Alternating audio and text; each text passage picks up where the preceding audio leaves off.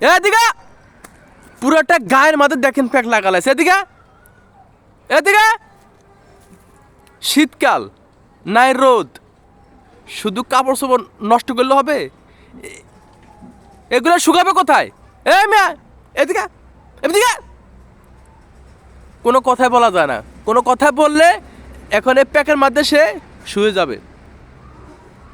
প্রচণ্ড ঠান্ডা, তোমাকে ভাইরাল হওয়ার প্রয়োজন নেই। তোমার যেদিন ভাইরালের প্রয়োজন সেদিন তোমাকে ফেসবুক কোম্পানি তোমাকে ভাইরাল করবে। এ প্যাক চোখ লাগাই তুমি ভাইরাল হওয়া লাগবে না।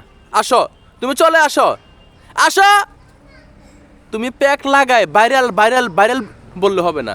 তোমার যেদিন ভাইরাল হওয়ার সময় হবে সেদিন তোমাকে ফেসবুক কোম্পানি তোমাকে ভাইরাল করে দেবে।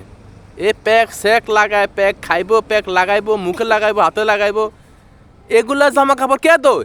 কেনা দেবে এই জামা কাপড়গুলা? হ্যাঁ, কাজ কাম নাই, টাকা পয়সা নাই, শুধু শুধু কাজ বাড়া। এদিকে আসো, এদিকে আসো, এদিকে আসো, এদিকে আসো, আসো।